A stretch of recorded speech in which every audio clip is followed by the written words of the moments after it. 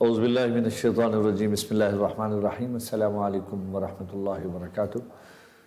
عزیز طلبہ و طالبات، اسلامیات اختیاری سال دوم کے لیکچر کے سلسلے میں اس کیمرے کی آنکھ کے ذریعے آپ کی خدمت میں حاضر۔ اس وقت ہم نے سورۃ البقرہ کے 10 رکوع جو ہے الحمدللہ ان کا ترجمہ اور تشریح ہم پڑھ چکے ہیں۔ ایک لاک ڈاؤن سے پہلے ایک ہمارا جنرل لیکچر ہوا تھا جس میں نے آپ کو احادیث کی وضاحت کی تھی کہ حدیث کیا کسے کہتے ہیں اور اس حدیث اور سنت میں کیا فرق ہے، پلس یہ ہے کہ حدیث مبارکہ میں جو اللہ تعالیٰ کے نبی علیہ الصلوۃ والسلام کے ذریعے ہم تک احکامات پہنچے ہیں ان کی اہمیت اور ضرورت کیا ہے، اور حتیٰ کہ اقسام حدیث پر بھی ہم نے بات کی تھی۔ آج اس سلسلے میں جو آپ کے پاس اربعین امام نووی کی کتاب جو ہے وہ آپ کے کورس کا حصہ ہے، اس میں ہمارے پاس 40 احادیث ہیں جو ہمیں انشاءاللہ پڑھنی ہیں۔ اس سلسلے میں پہلی حدیث جو ہے آج ہم پڑھنے جا رہے ہیں جس کا عنوان ہے اخلاص نیت۔ جناب سیدنا عمر بن خطاب رضی اللہ تعالی عنہ کی روایت ہے، اور ہم یہ چیز پہلے پڑھ چکے ہیں کہ حدیث میں روایت یا سند سے کیا مراد ہے اور متن یا درایت سے کیا مراد ہے، یہ گفتگو ہم پہلے کر چکے ہیں۔ اس کی ذرا پہلے ہم عبارت کو دیکھتے ہیں۔ آپ کے سامنے سکرین پر اس وقت عبارت موجود ہے کہ عن امیر المؤمنین ابی حفص عمر بن خطاب رضی اللہ عنہ قال سمعت رسول اللہ صلی اللہ علیہ وسلم، حضرت عمر بن خطاب رضی اللہ تعالی عنہ سے یہ روایت ہے جن کی کنیت ابو حفص ہے۔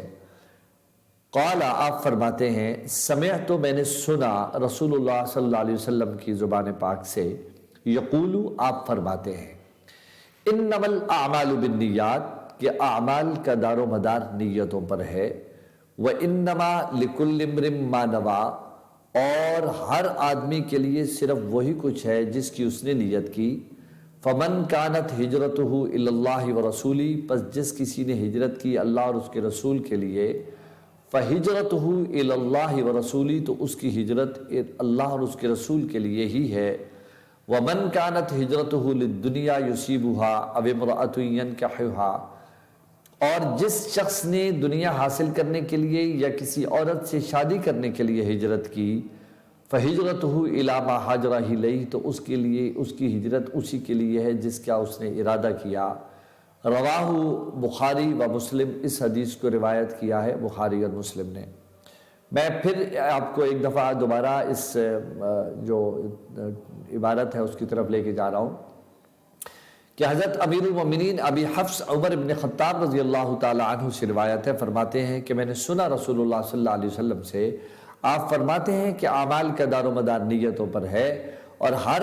آدمی کے لیے وہی کچھ ہے جس کی اس نے نیت کی، پس جس کسی نے ہجرت کی اللہ اور اس کے رسول کے لیے، پس اس کی ہجرت ہے اللہ اور اس کے رسول کے لیے۔ ومن کانت ہجرتہ للدنیا یصیبھا او امرأۃ ینکحھا، اور جس کسی نے ہجرت کی دنیا حاصل کرنے کے لیے یا کسی عورت سے نکاح کرنے کے لیے، تو فہجرتہ الی ما ہاجر الیہ، تو اس کی ہجرت اسی کے لیے جس کا اس نے ارادہ کیا۔ اور اس حدیث کو روایت کیا بخاری اور مسلم نے۔ عزیز طلبہ و طالبات، اس میں حدیث مبارکہ کا جس طرح ہر بات کا کوئی پس منظر ہوتا ہے تو اس کا بھی ایک پس منظر ہے۔ پس منظر یہ ہے کہ جس وقت مدینہ منورہ کی طرف ہجرت ہو رہی تھی مکہ سے، اور اہل مکہ کے ظلم و ستم سے تنگ آ کر خود رسالت بآب صلی اللہ علیہ وسلم کو جب اللہ نے یہ حکم دیا کہ آپ مکہ چھوڑ کے مدینہ تشریف لے جائیے، تو آپ جب تشریف لے گئے تو پھر یہ کیسے ممکن ہے کہ شمع نبوت تو کہیں اور جلے اور پروانے کہیں اور بیٹھے رہیں، یہ پاسبل نہیں تھا۔ تو اب ظاہر ہے کہ پھر جب نبوت کی شمع مکہ سے جا کر مدینہ منورہ میں روشن ہو گئی تو اب صورتحال یہ ہوگی کہ اس کی طرف پھر کشاں کشاں جو اس شاقان نبوت تھے، وہ پروانہ نبوت جو تھے، وہ سارے کے سارے مکہ چھوڑ کے مدینہ جانے لگ گئے۔ اب ظاہر ہے کہ وہ ہجرت کس کے لیے تھی؟ اللہ اور اس کے رسول کے لیے ہجرت تھی۔ ہوا یوں کہ انہی جانے والوں میں سے ایک صحابی رسول ہے جس کا تذکرہ جناب سیدنا عبداللہ ابن مسعود رضی اللہ تعالیٰ عنہ نے اپنی ایک روایت میں کیا ہے، اور انہوں نے اس کا تذکرہ کر کے فرمایا ہے کہ ایک خاص واقعہ پیش آیا تھا اس معاملے میں، اور یہ طبرانی نے بھی اس کو نقل کیا ہے، کچھ اور جگہ پر بھی اس کی نقل ہے، لیکن یہ حدیث چونکہ بہت مشہور ہے تو اس کو یہاں بخاری نے اور مسلم نے بھی روایت کیا ہے۔ تو وہ فرماتے ہیں کہ ایک صحابی نے جو مکہ سے مدینہ جا رہے تھے تو جانے کا سبب یہ بنا کہ وہ ظاہر ہے کہ بظاہر تو نسبت جو ہجرت تھی وہ اسی لیے تھی کہ سب جا رہے تھے تو انہیں بھی جانا تھا، لیکن قدرت کے طور پر ایک اور معاملہ بھی ان کے پیش نظر تھا، اور وہ یہ تھا کہ وہ ایک محترم خاتون تھی جن کا نام ام قیس تھا۔ تو ام قیس سے وہ ان کا کوئی دلی لگاؤ ہوا تھا، جس طرح انسان کو عرف عام میں ہم کہتے ہیں محبت ہو گئی تھی۔ اب انہیں ظاہر ہے کہ اللہ اور اس کے رسول سے تو محبت تھی ہی صحیح، آخر انہوں نے کفر چھوڑ کر کلمہ پڑھ کے مسلمان ہوئے تھے، تو ظاہر ہے یہ تو طے ہے، لیکن ظاہراً ایک معاملہ اور بن گیا، اور وہ یہ ہوا کہ جب انہیں پتہ چلا کہ مکے میں جب ان کی خبر لی ام قیس کی کہ وہ کہاں ہے آج کل نظر نہیں آ رہی، پتہ چلا کہ نہیں وہ ہجرت کر گئی ہے۔ اچھا، اب انہوں نے سوچا کہ پھر تو اب میں ادھر کیا کروں گا، میں بھی جاؤں۔ اب یہ چل پڑے اور یہ مدینے چلے گئے۔ اب جب مدینے گئے تو وہاں ظاہر ہے کہ وہ کہتے ہیں نا عشق اور مشق چھپ نہیں سکتا، تو اس کی یہ خبر کسی طریقے سے ان کے اپنے ذریعے سے یا ان کے اپنے کسی ظاہری حرکات کی وجہ سے ظاہر ہو گئی کہ یہ ام قیس کی تلاش میں ہے۔ تو اب جب یہ ام قیس کی تلاش میں تھا، پتہ چل گیا کہ وہ مدینے میں آ گئی ہیں اور فلاں جگہ پہ موجود ہیں، تو صحابہ میں سے بعض جو ان کی معاملات سے واقف تھے اور قلبی میلان اور ان کی رجحان سے واقف تھے، تو انہوں نے آ کر حضور صلی اللہ علیہ وسلم سے یہ سوال کیا کہ یا رسول اللہ صلی اللہ علیہ وسلم، اگر کسی شخص نے ہجرت کی اللہ اور اس کے رسول کے لیے،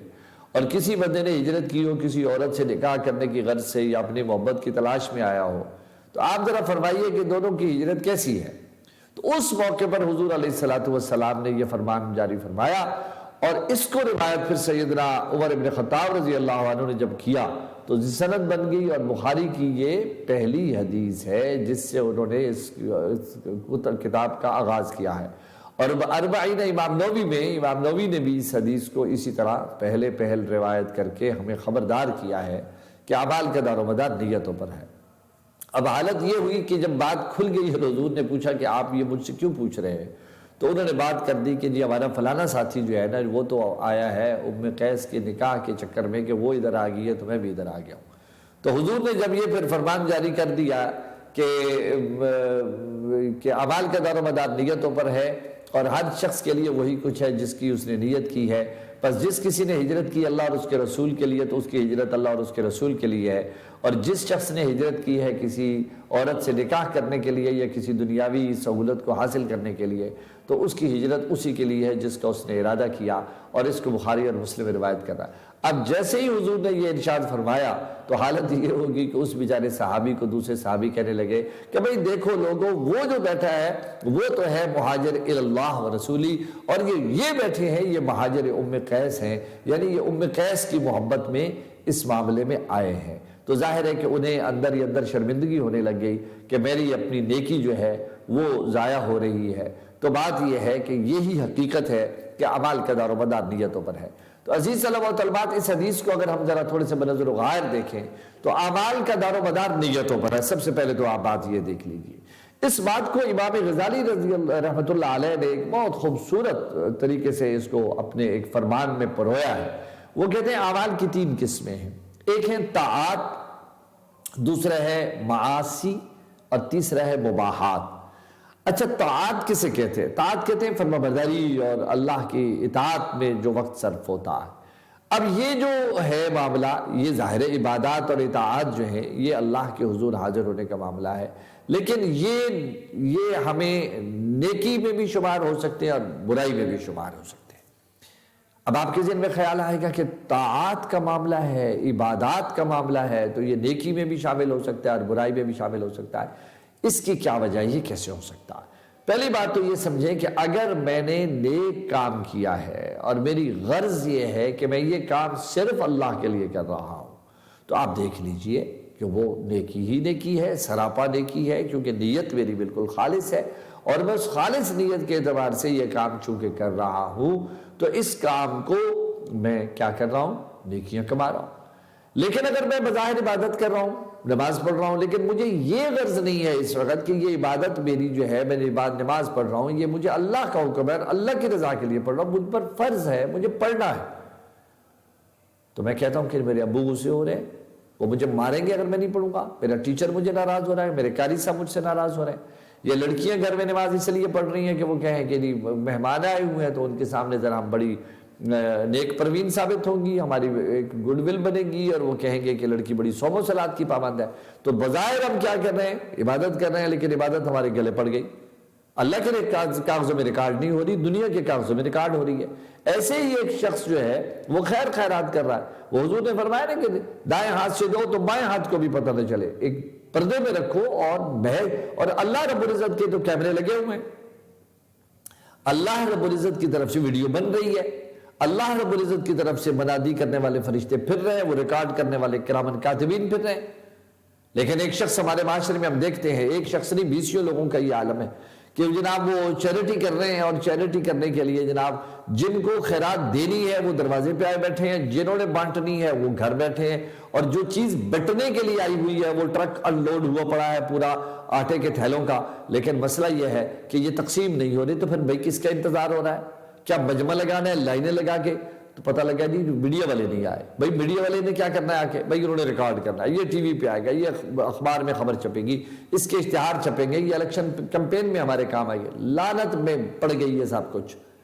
یہ نیکی بھی آپ کی طاعت و عبادت ہوتے ہوئے بھی اعمال کا دار و مدار نیتوں پر ہونے کی وجہ سے یہ سب غرق ہو رہی ہے، اس کا کہیں آؤٹ پٹ نہیں نکلے گا۔ دنیا میں ٹھیک ہے کہ کیا جگہ چودھری صاحب، میاں صاحب، فلانے رئیس صاحب، مخدوم صاحب بڑی بلا ہے، لیکن پتہ یہ چلا کہ اللہ کے کاغذوں میں ککھ بھی نہیں گیا اوپر، اس لیے کہ نیت ہماری بھیڑی تھی۔ لیکن بہت سارے لوگ دنیا میں ایسے ہیں کہ وہ چیزیں دیتے ہیں، کسی کی خیر خیرات کرتے ہیں، اور اس طریقے سے کرتے ہیں کہ جس کو دیا گیا ہے اس کو ہی نہیں پتا کہ یہ دینے والا کون تھا۔ اب یہ وہ حقیقت ہے، اس کو میرا خیال ہے کہ میں اس موضوع پر 2 گھنٹے بھی بولنا چاہوں تو اللہ مجھے شرح صدر دے گا، میں بول پاؤں گا، لیکن میرا خیال ہے کہ ان 2 ایگزامپل سے آپ کو بات میری سمجھ آ گئی، یہ پتہ چل گیا کہ جو طاعات اور عبادات ہیں، اگر نیت ہماری ٹھیک ہے تو وہ ٹھیک میں آئیں گی، پوزیٹو ہو جائیں گی، اگر نیت بری ہے، کام اچھا ہے لیکن نیت بری ہونے کی وجہ سے کام بھی برا ہو جائے گا۔ اب دوسری چیز ہے معاصی۔ معاصی کہتے ہیں گناہ کے کام، جھوٹ بولنا، غیبت کرنا، بغض رکھنا، حسد کرنا، اس کے علاوہ یہ ساری چیزیں، یہ اب برے کام ہیں۔ اب جب برے کام ہیں تو ہم کہیں گے ہماری نیت بڑی اچھی ہے، ہم اس لیے برا کام کریں، یہ گناہ ہے۔ تو جو گناہ ہے وہ ہر حال میں گناہ ہے، اس میں یعنی یہ ممکن نہیں ہے کہ وہ گناہ ہمارا ثواب میں تقسیم ہو جائے۔ ہاں ایک جگہ پر صرف غیبت کا میں ایک پوائنٹ ہلکا سا آپ کو بتا دوں کہ وہاں غیبت کسے کہتے ہیں؟ غیبت اس چیز کو کہتے ہیں کہ ایک آدمی میں ایک برائی موجود ہے لیکن وہ بندہ وہاں موجود نہیں ہے، اور ہم اس کی عدم موجودگی میں اس کی برائی کو ڈسکس کرنے جا رہے ہیں۔ اب ظاہر ہے کہ یہ گناہ ہے، بہت پرلے درجے کا گندا گناہ ہے جو کہ ہم سب سے ہوتا ہے، اور اکثر میں کہا کرتا ہوں کہ یہ جو غیبت ہے نا، یہ تو ایک بگیسٹ انٹرٹینمنٹ ہے ان دا ورلڈ، اور cheapest entertainment in the world ہے، یعنی سب سے سستی اور سب سے بڑی انٹرٹینمنٹ اور تفریح بنی ہوئی ہے پوری سوسائٹی میں غیبت۔ لیکن ایک جگہ پر غیبت ہمارے لیے ہمیں کرنے کا ثواب مل سکتا ہے، وہ یہ ہے کہ کوئی شخص کسی شخص سے کوئی معاملہ کرنے جا رہا، کوئی ڈیل کرنے جا رہا ہے، کوئی ایگریمنٹ کرنے جا رہا ہے، کوئی پارٹنرشپ بنانے جا رہا ہے، اس کو اپنی پیمنٹ بہت ساری دینے جا رہا ہے، یا یہ ہے کہ کوئی شخص اپنی بیٹی کا نکاح جو ہے وہ کرنا ہے، اور وہ کسی کے رشتے کا معاملہ آیا ہوا ہے۔ اب رشتے کے معاملے میں اب جب وہ ساری صورت ہمارے سامنے ہے تو اس وقت اب ہم دیکھتے ہیں کہ جناب ہمیں پتہ چلا کہ فلاں شخص کا رشتہ ہونے لگا ایک ہمارے پڑوسی کی بیٹی کے ساتھ، لیکن جس کا ہونے لگا ہے وہ تو پرلے درجے کا خبیث ہے، یا اس کی آلریڈی شادی ہے، یا وہ شرابی ہے، یا زانی ہے، یا بدعقیدہ آدمی ہے، یا کچھ ہے۔ اب ظاہر ہے کہ یہ سب گناہ ہیں اور اس کے اندر موجود ہیں، لیکن ہوا کیا کہ ہم نے جب یہ دیکھا کہ جی وہ ان کا ہونے لگا، ہم نے جا کر ان کو بتایا، بظاہر یہ غیبت ہو رہی ہے لیکن ہم نے ان کو جب جا کے بتایا کہ وہ بندہ یوں ہے، تو اس عمل کا ہمیں ثواب ملے گا، بس اتنی سی گنجائش ہے۔ ادروائز جتنے بھی گناہ کے کام ہیں وہ گناہ ہی شمار ہوں گے۔ اور آخری بات اس سلسلے میں یہ ہے کہ مباحات یہ ہے کہ ہمیں وہ کام جن کو کرنے سے فائدہ بھی ہے، نہ کرنے سے گناہ نہیں ہے، اب میں ایک چھوٹی سی بہت ساری مثالیں دی جا سکتی ہیں، لیکن میں ایک دے رہا ہوں کہ مثال کے طور پر خوشبو لگانا ہے۔ اب جو خوشبو لگانا ہے، اب ظاہر ہے کہ اس میں اب دو صورتیں ہو سکتی ہیں۔ ایک تو یہ ہے کہ نہ ثواب نہ گناہ، مباح ایکچولی کسے کہتے ہیں؟ نہ ثواب نہ گناہ، یعنی کچھ نہیں۔ مثلا میں خوشبو اس لیے لگاتا ہوں کہ خوشبو لگانا ایک اچھی بات ہے، تو میں نے لگا لی تو ٹھیک ہے، لگ گئی، کوئی بات نہیں۔ لیکن میں خوشبو اس لیے لگا رہا ہوں کہ میری نیت یہ ہے کہ میرے اندر تکبر آئے گا، فخر آئے گا، غرور آئے گا، میں نے اتنی قیمتی پرفیوم جو ہے وہ یوز کیا ہوا ہے اور امپورٹڈ ہے، فلاں ہے، تکبر کی وجہ سے میں نے کیا ہے، تو سارے کے ساری وہ بڑا غرق ہو گیا ہمارا اس ایک اچھے کام کا بھی۔ اور دوسرا یہ ہے کہ اگر میں نے پھر ایک اور بے ایمانی اور میری ذہن میں بدنیت ہی ہے کہ میں کسی عورت سے ملنے کے لیے جا رہا ہوں یا کسی ایسی مجلس میں جا رہا ہوں اور یہ بہت زبردست پرفیوم ہے، خوشبو ہے، اور یا کپڑے ایسے پہنے ہوئے، خوشبو ایسی لگائی ہوئی ہے کہ صنف نازک، یعنی عورتیں میری طرف دلکش اٹریکٹ ہوں گی، یا میں نے عورتوں کی مجلس میں جانا ہے تو مجھے بہت زیادہ اچھا لگے گا، مجھے بھی اور میرے ساتھ کھڑے ہونے والی کو بھی۔ اب یہ الٹا گناہ ہو گیا۔ لیکن اگر یہی خوشبو میں لگا کے نکلا ہوں کہ یہ میرے نبی کی سنت ہے اور جمعے کا دن ہے، جمعے کے دن خوشبو لگانا حضور کا عمل پاک تھا، تو میں اگر یہی کام اگر اس نیت کے ساتھ کر رہا ہوں تو اب یہ مباح کام جو ہے میرے لیے بہت زیادہ نیکیوں کا سبب بن جائے گا۔ تو پتہ یہ چلا کہ ان تینوں حوالوں سے طاعات کا معاملہ جو ہے، معاصی کا معاملہ جو ہے، اور